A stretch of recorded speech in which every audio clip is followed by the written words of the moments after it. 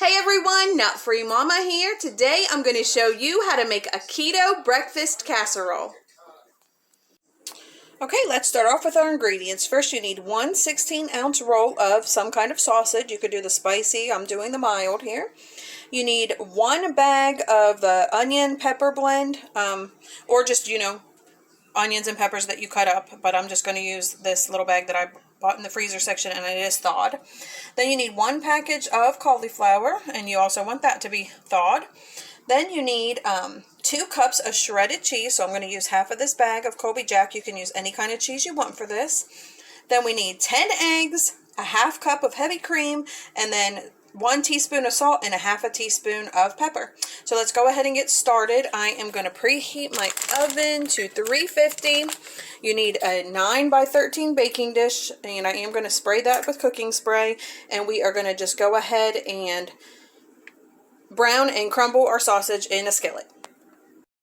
Alright, while my sausage is still cooking, I went ahead and crumbled up my cauliflower and my other veggies and put them into my baking dish and just put them in the oven while it preheats because they still were a little frozen. So see, I just have mine sitting there in the baking dish just while it preheats and while the sausage is still cooking. So if yours isn't thawed out all the way, you could do that too.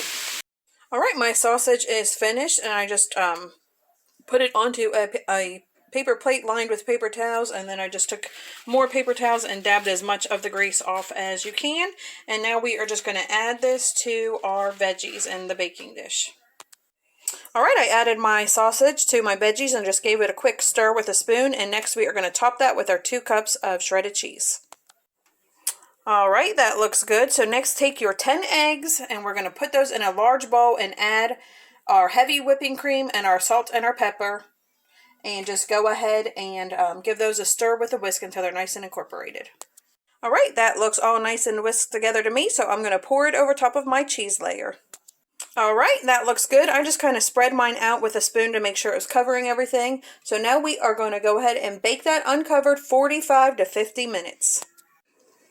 Alright, after your casserole comes out of the oven, you can cut it into 12 pieces. I have one cut here for taste tester, and each piece should be 2 net carbs. So we're going to see what taste tester thinks. Hey, taste tester. Hi. There you go. Have a little taste. Okay.